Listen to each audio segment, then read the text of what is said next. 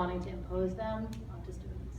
I don't always do it well, but I do try to hold that out as this, that's my responsibility.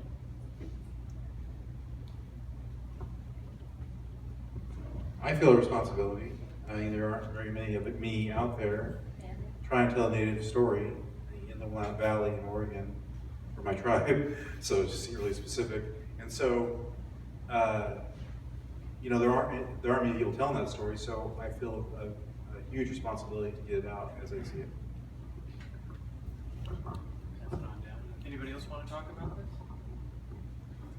I mean, I think that was actually one of I think it was in the response in the post to the Times article. I think one of the arguments was, yes, we do have a response, and this has actually been made, this argument's been made by the folks up here, because we know stuff about the past.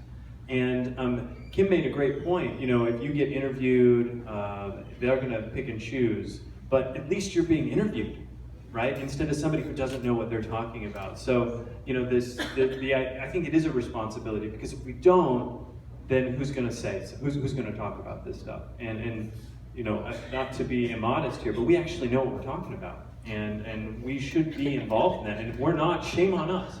And really, and frankly, that's where this program came from for me and Leslie, right? Historians are not fulfilling this responsibility, not frequently enough for my own satisfaction. If we can have more forums like this, other ways of encouraging people to get out there, I think we're fulfilling that responsibility a little bit more. I'd also like to say every person we called and invited to be on a panel accepted, except with a few exceptions who had other conflicts. But to me, that really speaks to people's sense of wanting to get beyond certain audiences or beyond the classroom and really make history not as this remote thing in the past that's in books and in classrooms, but actually is a product of conversations across generations of historians, but also across generations of people in Salem. That was a great question. Thank you for that. Yeah, we'll go right here. There are political views of history, just as there are political views of dictionaries and everything else.